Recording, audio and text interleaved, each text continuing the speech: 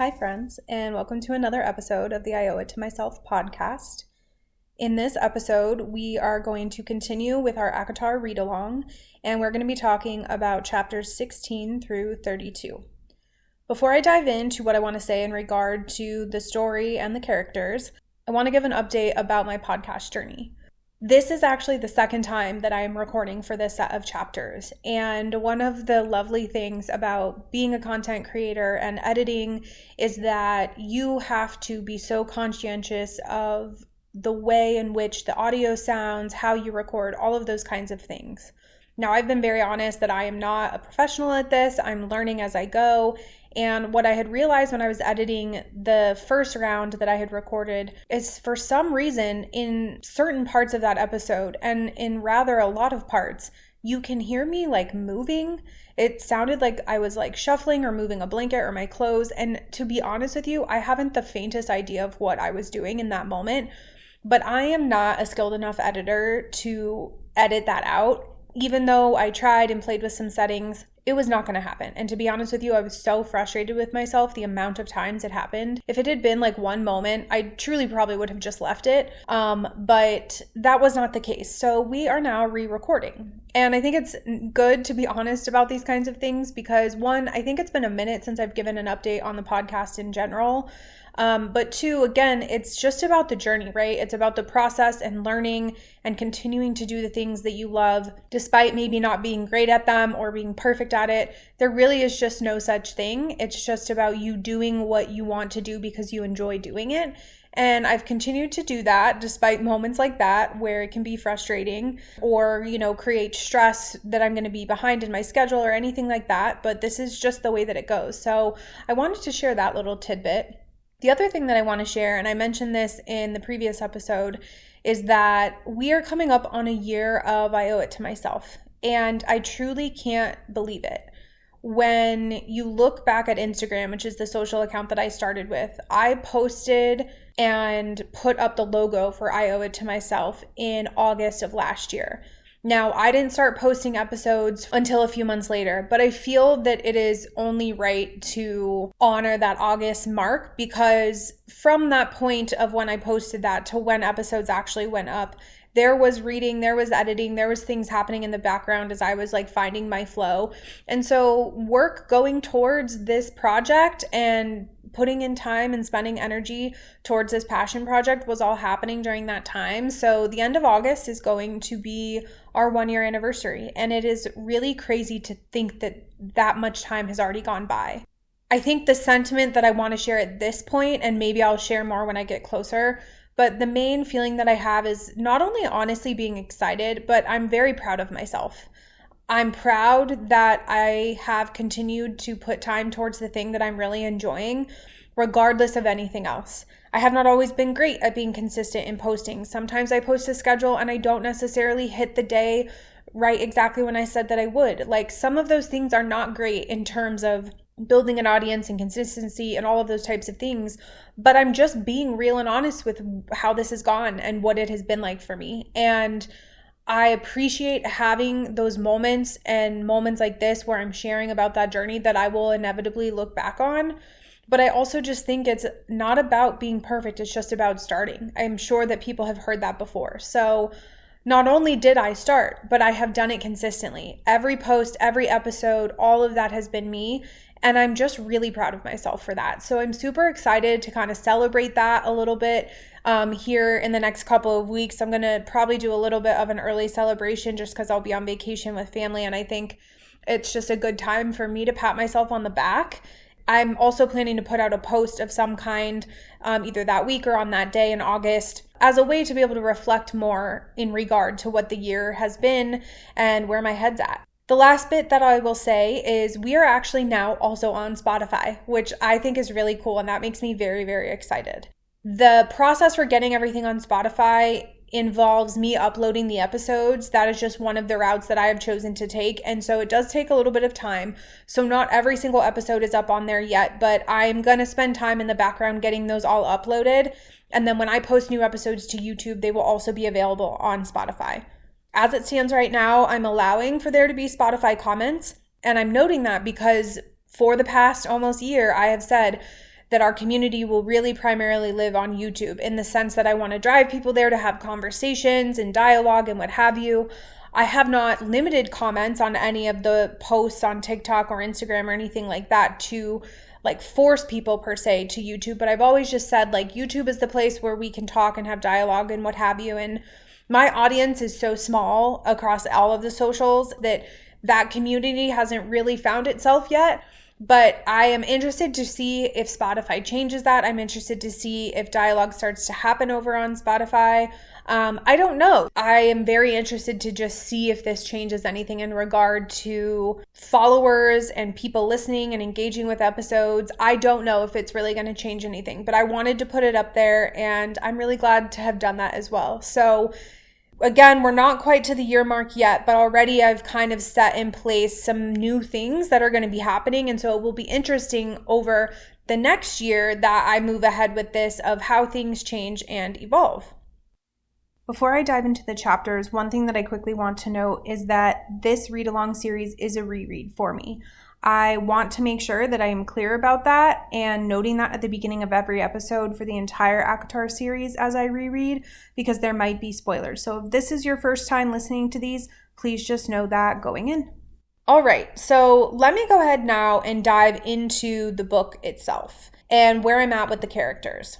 When we pick back up with Feyre for, again, we're talking about chapters 16 through 32, she has just had this run-in with the Suriel. And this is where one of the first Easter eggs kind of presents itself that I recall from when I had read it the first time. And it's because people had talked about this on social media. So I didn't necessarily catch it the first time, but I know about it and I want to speak about it.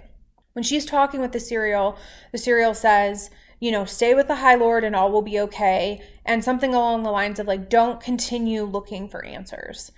And she starts to kind of play that in her mind over the next few chapters, and frankly for a little while, about what the Suriel had said. Because from the way that I understand the Suriel, they're there to tell the truth about things to a degree. And so she's taking what they're saying as Bible, right? But the Easter egg piece of that is people had commented on the fact that the Suriel did not say, stay with the High Lord of the Supreme Court and everything will be okay, or stay with Tamlin and everything will be okay. It had said, stay with the High Lord. And so people had started to hypothesize and plant seeds that it was vague enough to where it could have meant Rhysand, and that she was only internalizing it as Tamlin because that was obviously who she was with physically in terms of where she was living at the time.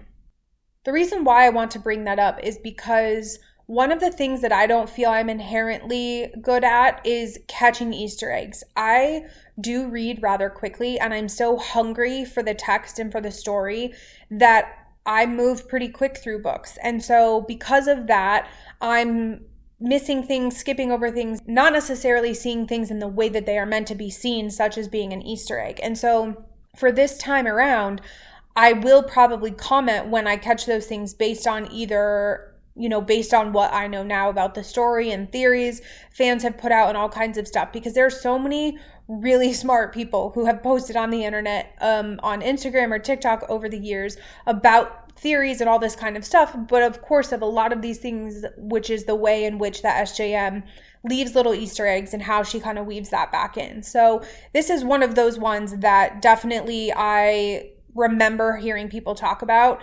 And I want to just kind of keep that in mind moving forward. Now, coming off of the last episode, one of the things that I had said is I believe that that would be the point in which everything changed for Tamlin and Feyre, and it is in fact that point.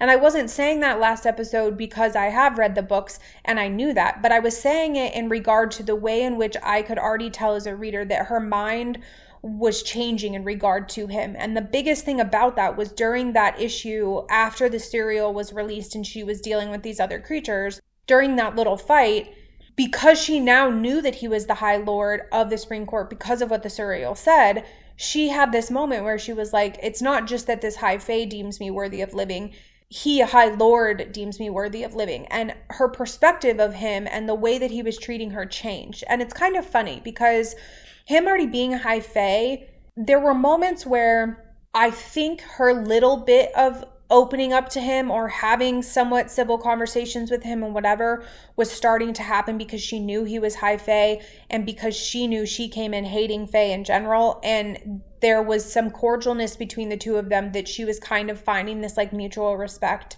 and ability to coexist with him somewhat, positively and without a lot of issue.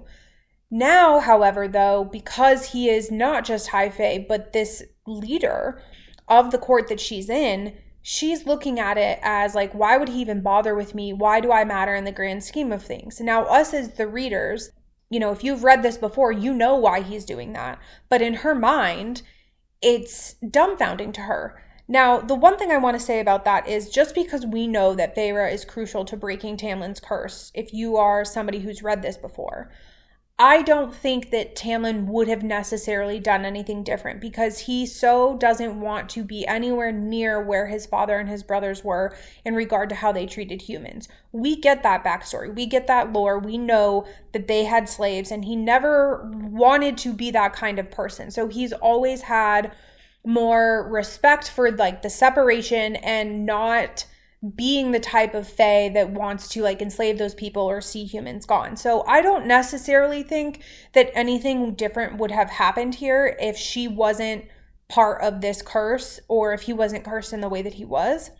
So I do want to make that clear. I do believe him and his heart as a character to be in that vein so much so that I don't think that anything would have changed. But, again, for those of us who are rereading, we know that she matters so much more than she realizes, that he's not just doing it because of his empathy towards humans. He's doing it because he needs her to break this curse.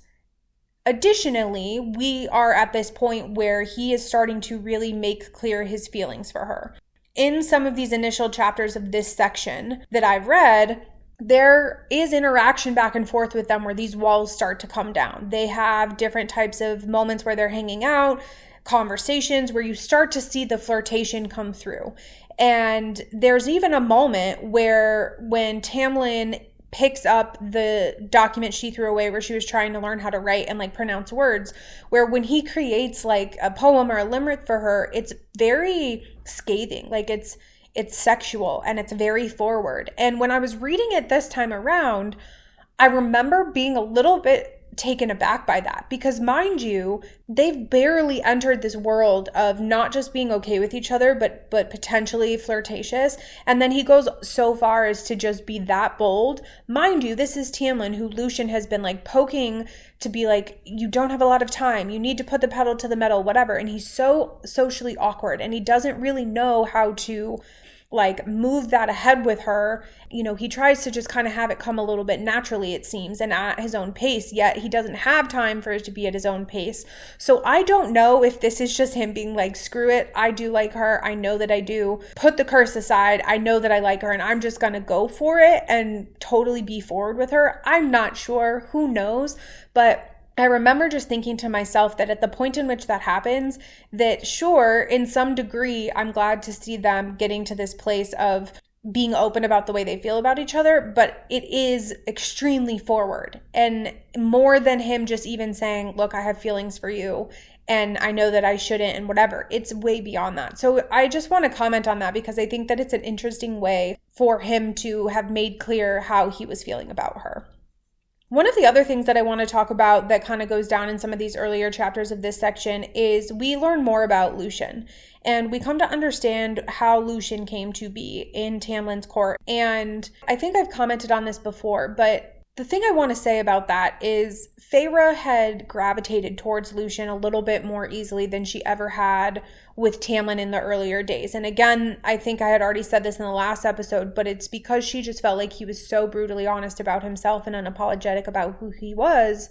She could get her head around that and address him and interact with him because she could really kind of tell and have an understanding of who he was as a person. I bring that up because I think that her ability to be a little more open and slightly closer to him was already kind of naturally there because of that. So her ability to kind of forgive him for what he did with this Suriel situation, I think was more quickly there because of that. But I also think that one of the things with Feyre as a character is that she can be so understanding. It's almost like her barometer for bullshit. Like, she will be honest and she will call you out, but at the same time, she is logical and she can be understanding and almost empathetic to certain situations, and it allows her to feel like she can understand people's motives. And what I mean by this is she learns about everything in regard to where Lucien, how Lucien came to be. And I think that softens him in her perspective. On the other side of that, what she processes, and we see in her in a monologue, is that Lucien sent her so wholly unprepared to the cereal. She had no idea. Yes, he told her where she would be, but even when he was explaining to her how to get the cereal, like, she didn't need the rabbit and all of this kind of stuff. Like, Alice was the one who told her, like, you didn't need to do all that. You could have just, like, given him a new cloak and the cereal would have showed up and you would have been fine.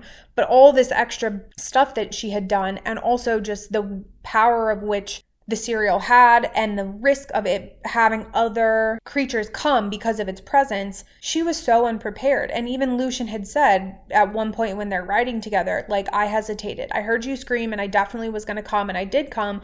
But when you first screamed, I hesitated. And so there's this honesty in their conversation of her being like, I should be mad at you for what you did. But then her being like, well, I feel like I understand you a little bit more, and I'm also sorry about your past and the way that you got here and all of these types of things, that I am empathetic and I forgive you. But him also being like, I'm sorry and I won't do that kind of stuff again. There's just this understanding of how they are, because while Feyre's coming in with empathy in regard to Lucien and who he is as a person, because her understanding has grown, he's coming in not only because I think he's starting to realize just how much Tamlin actually cares for her for real, and it's not just the curse, but also because of the fact that when they were in danger from the creatures, she cut the cereal loose before she left. And in Lucien's mind, that is a kindness that she didn't have to take. So they kind of have this meeting in the middle where they were fine, I guess. You could say that they were pretty civil, all things considered.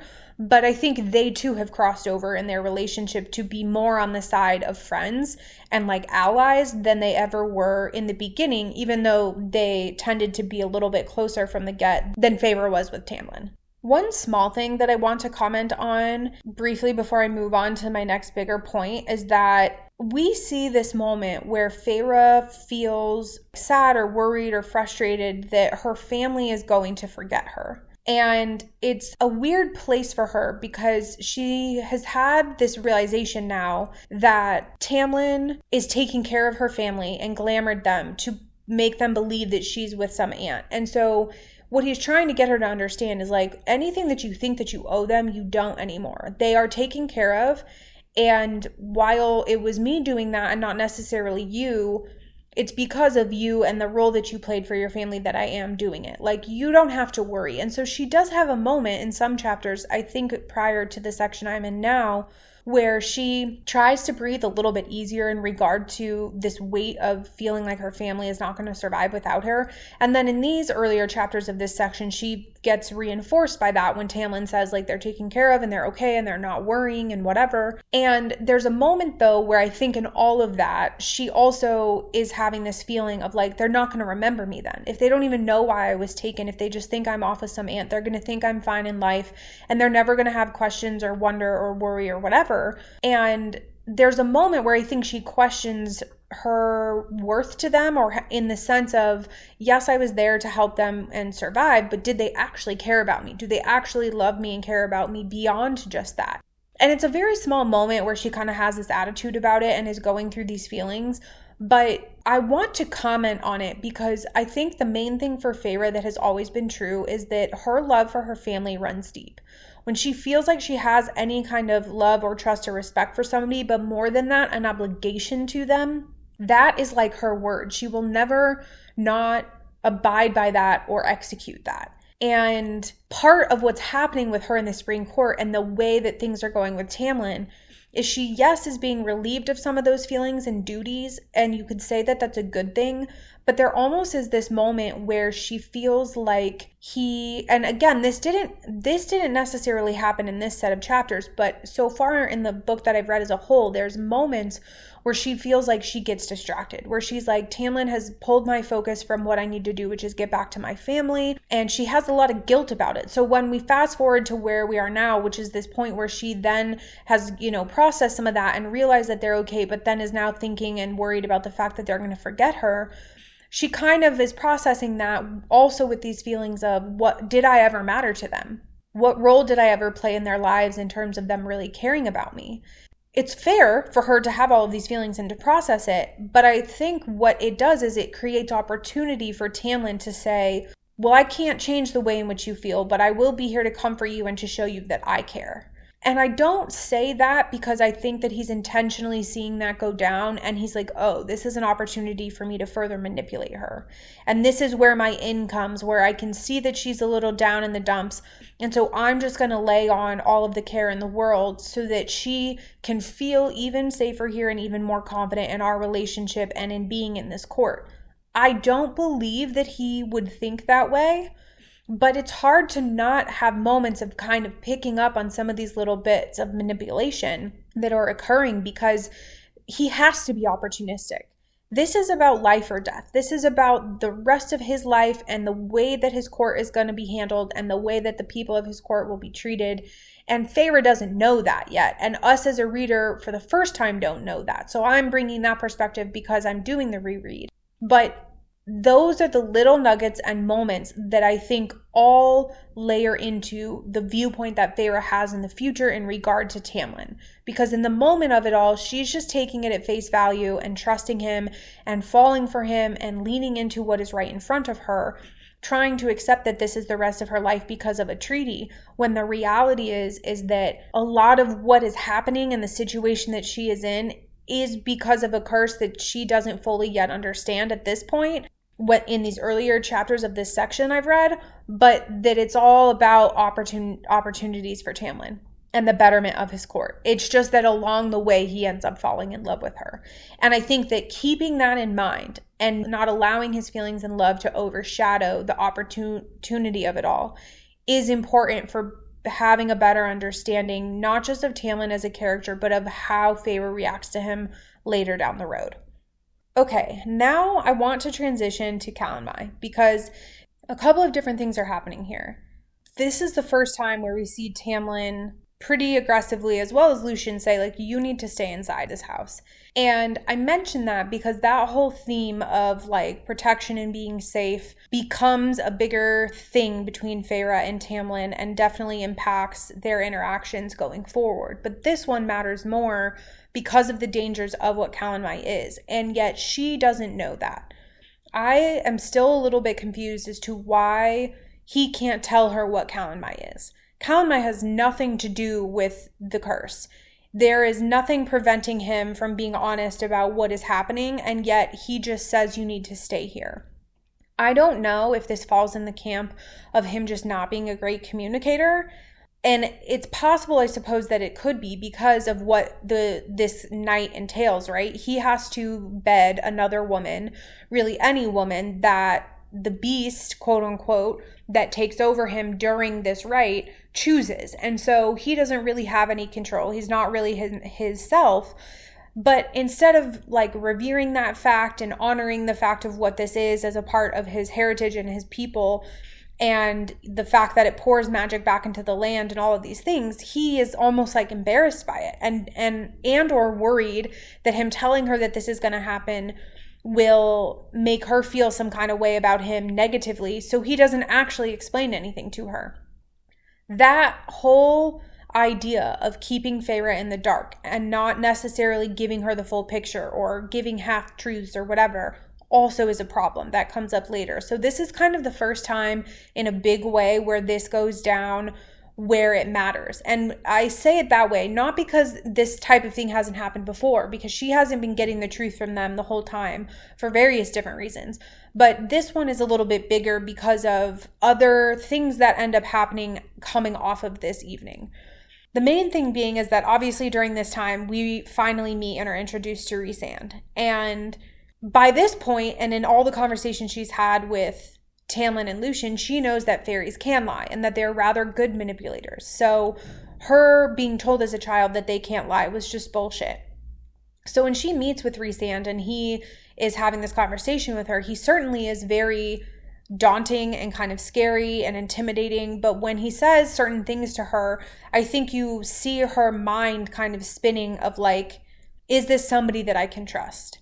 She not only comments on the fact of how beautiful he is, but she also is pretty unapologetic in the way that she communicates with him, which is a little bit rare for Feyre because a lot of times she's very calculating in the beginning of getting to know somebody, and she doesn't really seem to hold back with him in any way. But the net is this person has now saved her from being messed with by other fairies that were at Calanmai. And so we know that he's going to matter. If you're a first-time reader, you are going to have known that it matters, and he's not introduced for no reason. Again, as a reread, I obviously know that he comes into play in a major way, but this is a character that is so different from Tamlin, so different from Lucien. The way he's described, the way that Feyre is looking at him and thinking about him, the way he carries himself, it is all in such a different, refined, polished, powerful kind of way that varies from the type of power that Lucien or Tamlin has. And so already it sets him apart from them very specifically and very intentionally. What also ends up happening by the end of this night is Feyre doesn't listen, obviously because she's at Calanmai, but even when Lucien gets her back to the house and he explains to her what Calanmai is, she eventually comes out of her room, and that's when she runs into Tamlin. And this is the first time where we see them have a little bit of a physical interaction. And granted, he's not fully himself because of the powers that are still kind of lingering from the beast having taken over during the rite, and yet she's pushing her luck. She feels safe enough to push her luck, but she is pushing her luck, and she wants to because she likes that. From a sexual perspective, it's turning her on to kind of push the beast in him and for him to be a little bit rough with her. And I found that interesting because Feyre has never hidden anything in regard to her sexuality. And what I mean by that is she talks about in her inner monologue and through chapters up until this point in the book, she mentions having been with the boy in her town and how it wasn't really, you know, the most mind-blowing thing ever, but it was there to give her a distraction and to meet a need. And she even talks to Tamlin in regard to that. Like, yeah, I have somebody back home, but not really in, you know, a serious way. She's always been fairly honest in regard to that, but she doesn't come across as being an overly sexual person. Yet the way even that she kind of responds to Rhysand and describes him means that she is turned on by certain things and really visually taking in certain things as any, you know, human woman probably would who is attracted to men, and especially with a man like that in front of you. But then also with Tamlin, it just starts to kind of unfurl in a rather intense and aggressive way. And I don't mind it. I'm all here for it. I love fantasy, romantasy. I'm all about it.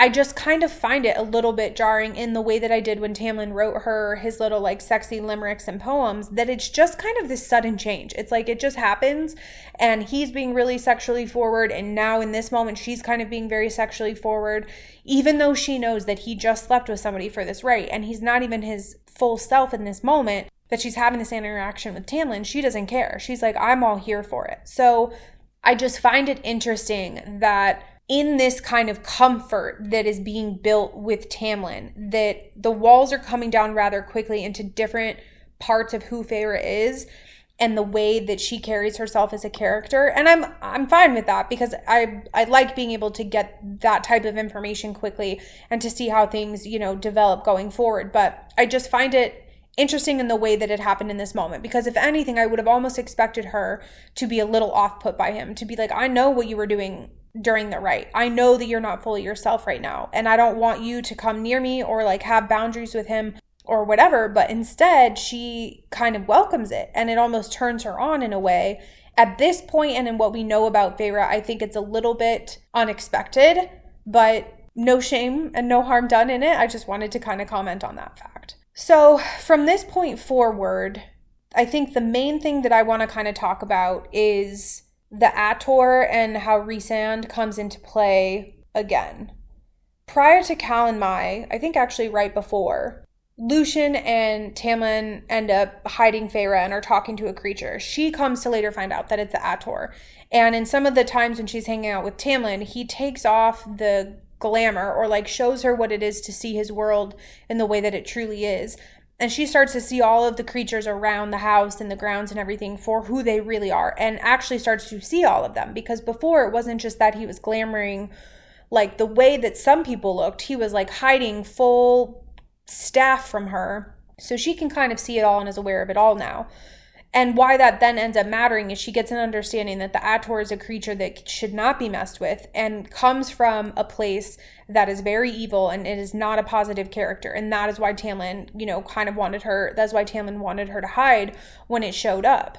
In that moment where he was with the Ator, he mentions a she. And that is where Feyre starts to kind of say, okay, this she has been mentioned a couple of times. Who is this person? Because now that she knows that Tamlin is the High Lord of the Spring Court, this she isn't in relation to the High Lord. Because originally she thought that this she was somebody who worked along the High Lord. Well, that isn't the case, because she doesn't work alongside Tamlin, but she's a force to be reckoned with, and it's not in a positive way. So she's kind of starting to learn things in regard to that. And then in addition to that, you have this moment where they're at the house and eventually Rhysand shows up.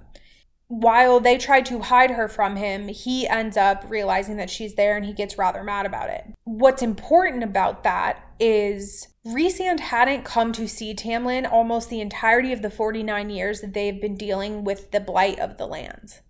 It's curious as to why he suddenly just shows up. He does seem to be a little bit surprised that Feyre is there. But I would bet my bottom dollar that because he knew that Calanmai was in the Spring Court, and because Feyre was there, that he knew that she was going to be in that house. He didn't have proof. He had no reason to think it other than proximity. Because it's like, how could a human come across the wall, get into the lands, and get to Calanmai? Like, sure, but her being in the Spring Court already would have certainly helped things along. And because he also knows about the curse, and knows that it would take a human woman to break the curse, I'm sure his mind was turning, because he's certainly not a dumb character by any means. But in the moment, he seems to be surprised that she's there, and he asks for her name, and she gives him a fake name, right? We come to understand the repercussions of that later. But this is the first time that we see Rhysand interact in a bigger way in the book, because his interaction with Feyre, while that happened, and it was just between them at Calanmai, it wasn't too long of a time period. But this conversation when he's in the house and when he's talking to them happens for a little bit longer than that first interaction did. And we see more sides to him. We see his cunning, we see his malice, we see his power.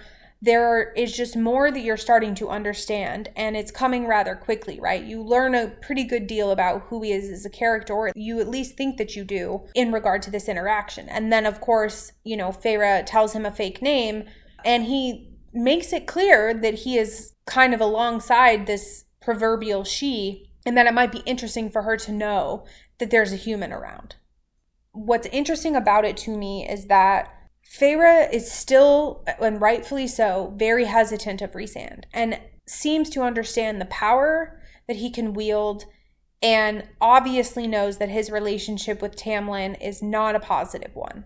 Both Lucien and Tamlin are very much against Rhysand and not at all a fan of his, and so we see all of that come to light.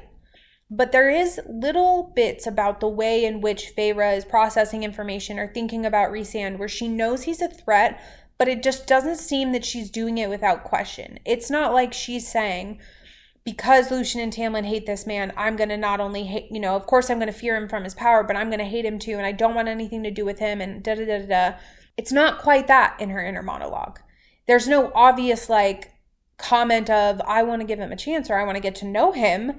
But there's just a little less degree of hesitation than I think that I would have expected. Because if she's all in for Tamlin and diehard Spring Court, all this stuff, right? Because she's falling in love with him.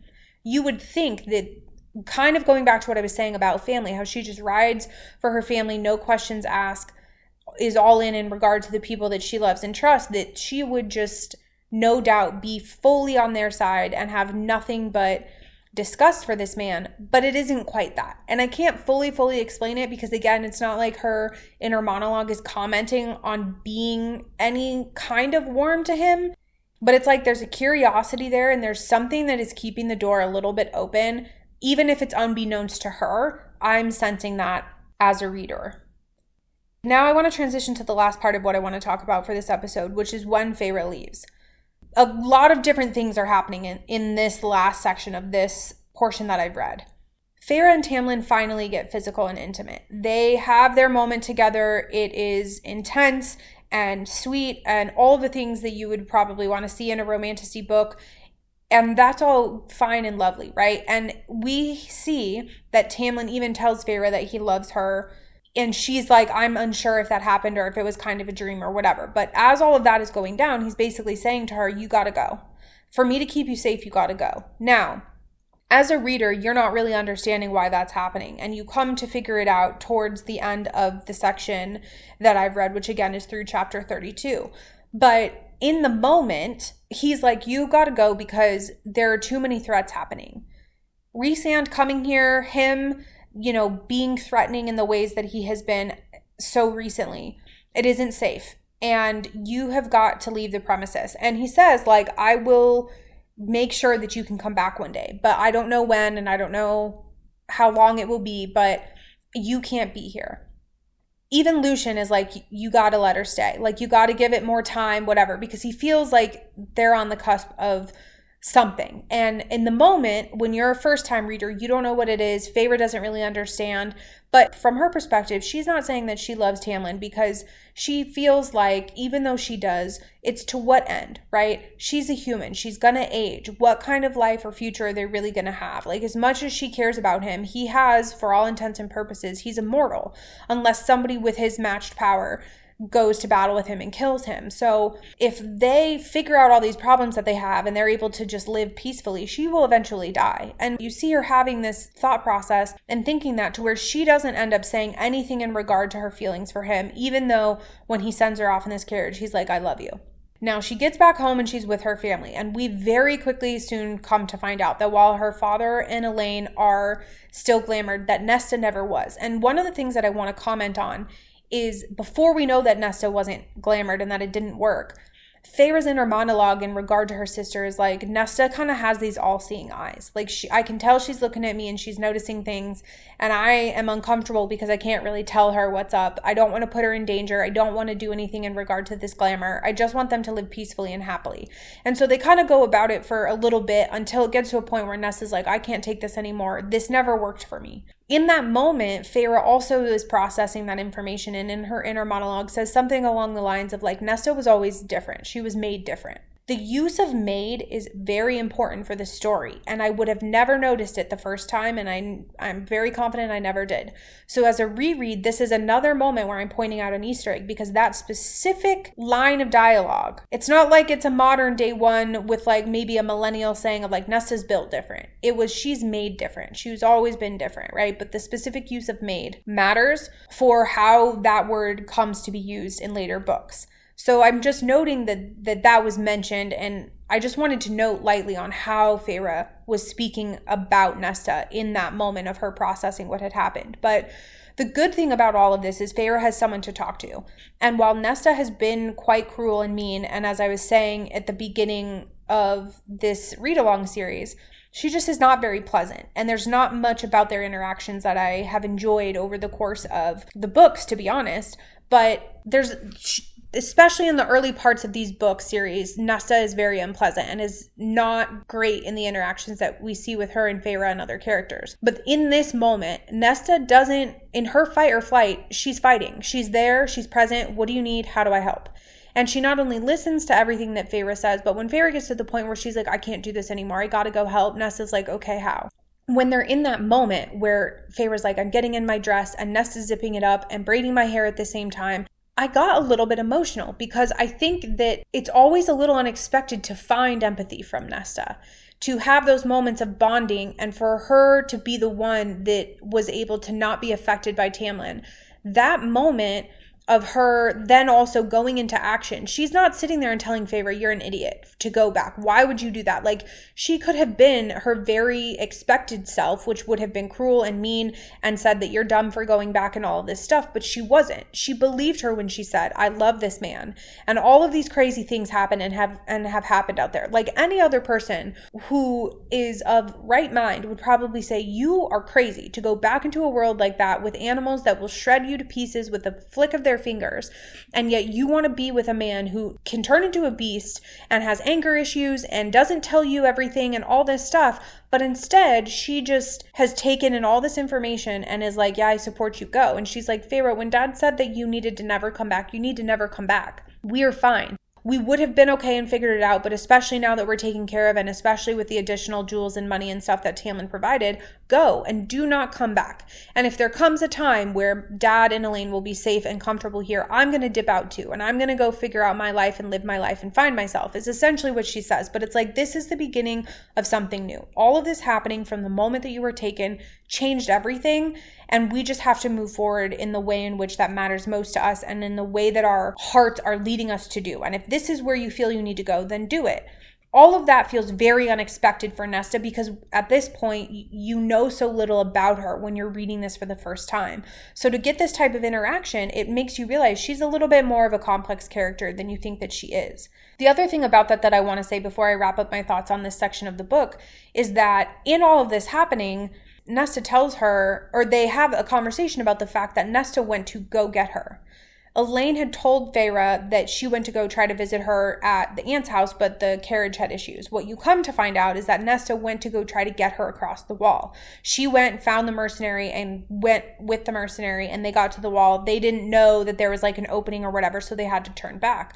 But Feyre was baffled by that, because even though there was that moment where she was at the spring court and that creature tricked her pretending to be her dad, and in that split moment she thought for a second that he would have found his way, the realization that it was just a joke for all intents and purposes to like lure her out, and that nobody in her family had come. At the time, she didn't know they were glamored. She soon finds out after. But what she comes to realize even after that is like, they would have never come. And that goes back to what I said earlier in this episode about her having this reflection point of like, what is her value to them? Did they ever actually love me, or was I just a means to an end in terms of survival for them? Like, she was questioning their care of her in a genuine way outside of just like being a provider. And in this moment, she realizes that Nesta does actually care. It's not just about Elaine. Elaine probably will always come first for just reasons of how their relationship came together between Nesta and Elaine. But Feyre is realizing like, Nesta risked everything for me. She was willing to come. And Nesta, her line in the sand is like, it just wasn't right. It was not right that he could take you and take you away from your life and helping your family. It wasn't right. And I wasn't going to stand for it. Whatever she believed, whatever her moral compass is, she wasn't going to let Feyre go and be left out to dry. And she risked everything to go and do that, and obviously wasn't successful. But to know that, again, these are the kinds of things that Nesta is capable of, it puts you in this place fairly early on in this series to be very conflicted by the kind of character that she is. And again, there are moments where she has been cruel and she will be cruel in the future. But then you see moments like this and it's like, okay, Nesta is going to be a hard one to crack and to really understand. And that is all very intentional. I can now say that I know that that is the case, and it just continues to be as such going forward in the series.